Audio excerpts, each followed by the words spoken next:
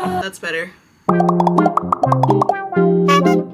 Hello and welcome back to my channel. My name is Kelby. I run a small business called Snailboat Studio and I love to crochet. On top of loving to crochet, I also love fall. When I tell you that I have been going feral for the last 2 weeks because it has been a high of 70 maybe, and it's only the first week of September, I've already made soup. I've already started my annual rewatch of Gilmore Girls. I've begun compiling my list of spooky media to consume until Halloween, and just like any other fall-loving crochet freak, I have scoured the very recesses of Pinterest to bring you this list of over 30 of quite possibly the cutest crochet patterns for fall that I could have found. So get your cozy drink, settle in, and let's talk about it. But before we do that, if you're new to the channel and you like cozy vibes, you like a little extra chaos, you like a sprinkle of whimsy, and you love a craft project, please consider subscribing. Now our list is going to be cut into 3 different categories because I'm neurodivergent and I love a good list and I love to compile those lists into categories on top of it. And those categories are wearables, bags and accessories, and my personal favorite,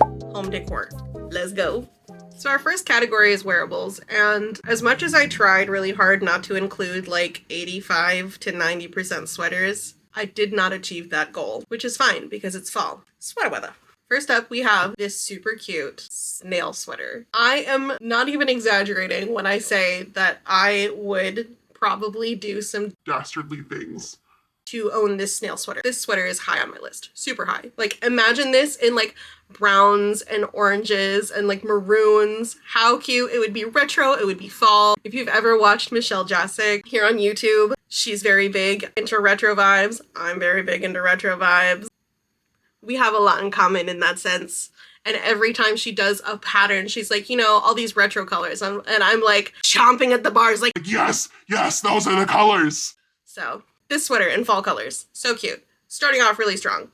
I don't know where we can go from here, other than the apple cider sweater. When I saw the tester call for this sweater, I was so close to hitting apply, but I'm really slow when it comes to wearables. This would not be a sweater I would be able to complete in like a weekend. Like maybe it could be for someone else, but not for me, unfortunately, especially with the tapestry work involved. Like I love a good tapestry. I am a huge tapestry fan. I actually have a couple tapestries in the decor section coming up, and I think it would be so cute to make this as like a Granny Smith apple. I think would be so cute. I love an apple core, like an apple cinnamon theme. I think is adorable. I don't know if it's just the fact that I grew up in the 90s and like apple mom kitchens were a thing. So apple themed everything is a vibe. Love an apple. Next on the list is a poncho. This poncho specifically is the one that I chose because it's got the hood, it's got the fringe, and like I imagine sitting out on like a covered porch of a log cabin in a poncho like this, sipping my hot coffee in the morning, just like watching the deer graze around my cabin. I'm manifesting this as I say it out loud also. Or like wear this with like a comfy cozy dress and like some boots. It's fall central. It's retro, it's cozy, it's cute. We love a poncho. Next on the list, this celestial sweater. I love a celestial motif, if you had not yet gathered that.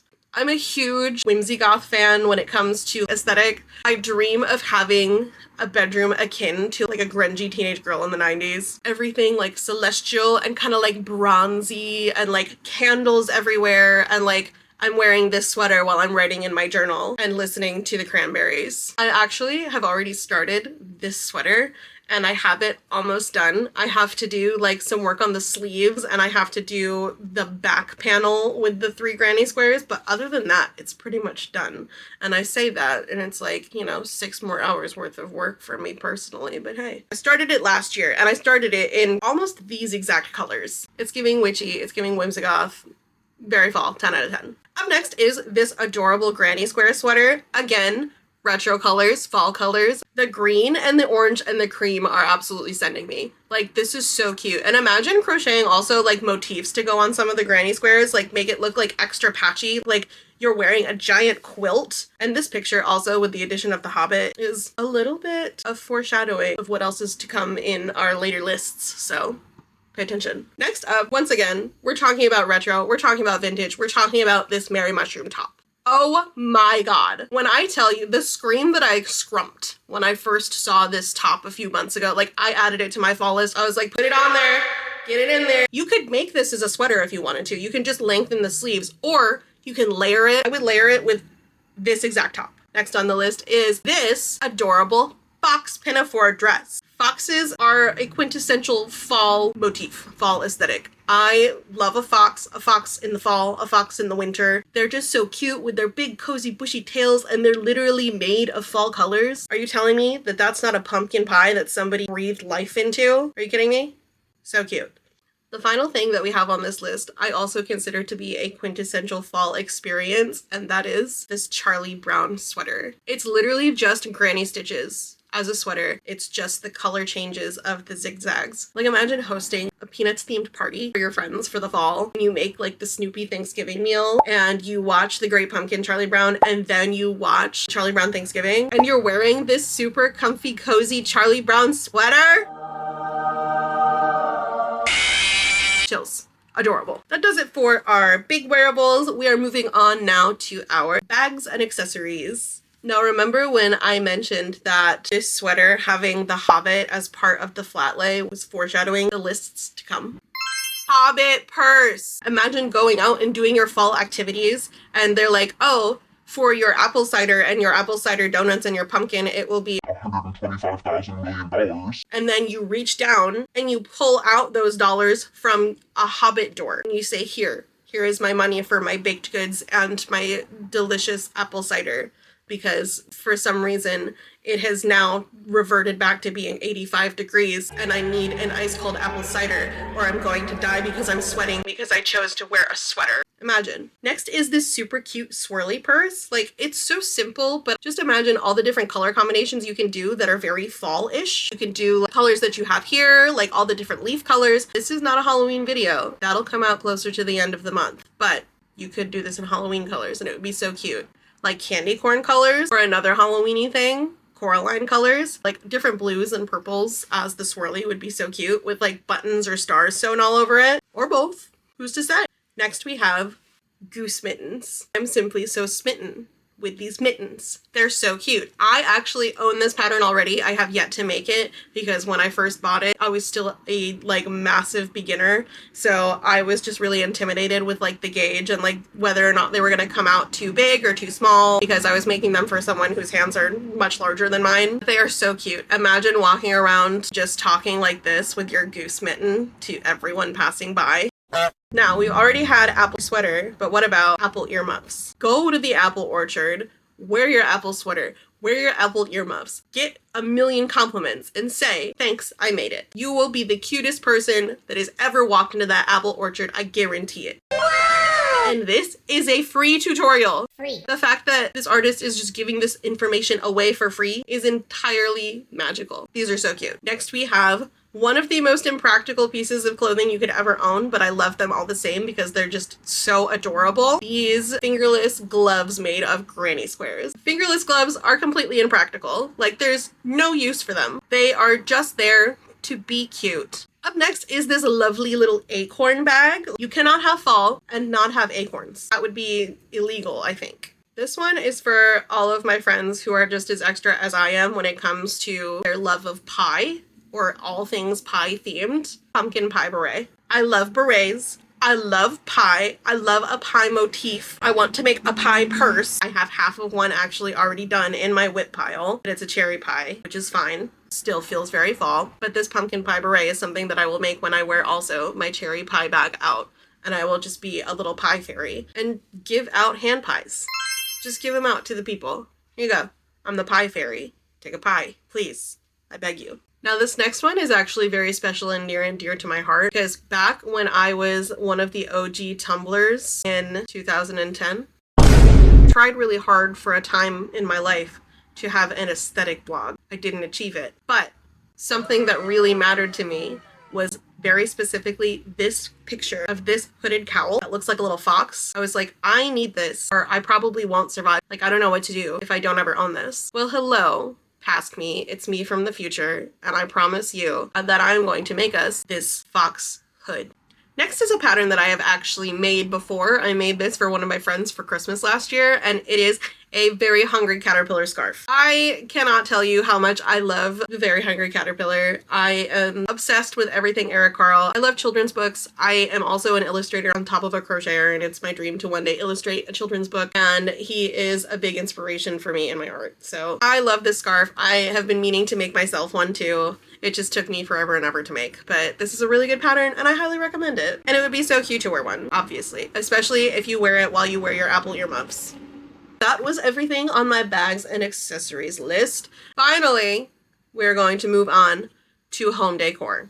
I'm not gonna lie, a good chunk of these are pillows because I am a pillow fanatic, and when it comes to crocheting things, plushies are usually what I crochet, and pillows and plushies are kind of made almost exactly the same. So please forgive me while I throw all of these pillow patterns at you. There are other things too, don't worry. There's just a lot of pillows. Now, we've already had Merry Mushroom sweater. What about Merry Mushroom pillow? This is a free pattern. This creator is truly doing the Lord's work. This pattern, 8 down. It's so good. It's so cute. I am so excited to make it. I have to go out and buy yarn specifically for this project. I will probably make it with Loops and Threads Soft Classic. I think that's the best acrylic yarn, hands down, to make like comfy and like stable things, if that makes sense. It's kind of a thicker yarn. If you've never used it, I highly recommend it for like tapestries and pillows. It's good also for like purses and bags. It doesn't stretch nearly as much as other yarns do, I feel. Anyway, I will be making this pillow this fall. Thank you very much. Next, we have this adorable autumnal garland. I think a garland is just the cutest thing that you can put in your house. If you are a person that like, I walk into your house and you have a garland hanging up like over your entryway or on your mantle, I immediately trust you. I just think that they're so darn precious, and this one especially, it gets me. Like, she sees me. Next on the list are these super ridiculously so cute I could dye mushroom lamps. You throw a mason jar in there, you throw a little electric tea light, or if you're living life on the edge, a real tea light, hang it from your ceiling. And the fact that they're little houses, you crochet a little gnome or like a little mouse or something to hang out next to it. They are so cute, and I'm imagining making them autumnal colors, browns and oranges, brick red.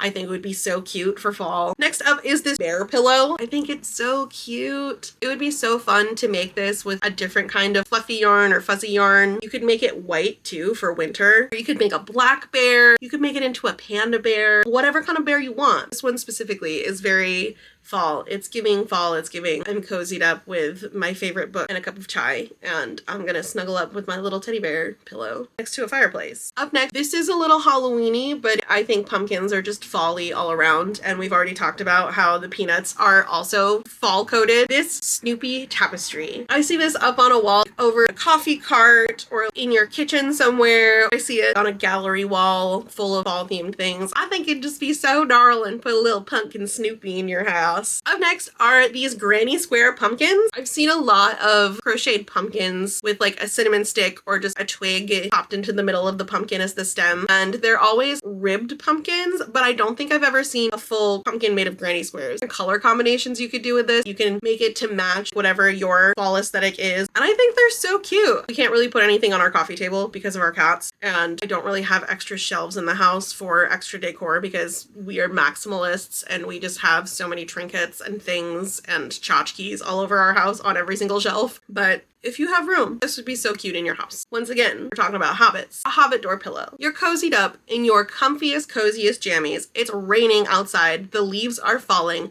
The thunder is thundering. The lightning is flashing. And you have decided to put on the extended trilogy while snuggling up with this pillow. You are about to have the best day of your entire life. And I'm so excited for you. Next, we have this itty bitty mushroom tapestry. This is so cute because you could make this into anything. The way that it's a circle and then it has colors around it, you could use that as like the center of a sweater or like a vest. You could use it on like a blanket. If you did corner to corner crochet instead of tapestry crochet, you could probably turn this into a blanket or like a really big tapestry for your house. It's giving autumnal, but also it's giving kind of witchy. Hello, you settled? You comfy? This is Ella, by the way. I haven't even introduced her. How rude of me. She's my grouchy old girl. She's not a nice cat, but she's a very sweet cat. And she's very mouthy. She'll let you know when she's not having a good time. She's got a lot to say. Huh? Anyway, moving on. We have another garland next. We have this adorable acorn garland. which would be so cutie patootie literally anywhere in your house. This one very specifically, I imagine up in your kitchen, over your cabinets, or at least in my kitchen. I'd imagine it over my cabinets, or in my little coffee corner, which is actually currently a disaster and needs to be cleared out, but we're not going to talk about that right now. Finally, I saved what I feel is the absolute best for last, and this may be misconstrued as specifically a spooky season kind of thing, but it gives fall to me. Like, I think about this and I don't immediately think of Halloween, I think of fall. A rock fact pillow. If you don't know what this is from, I need you to stop this video right now. I need you to look up Over the Garden Wall.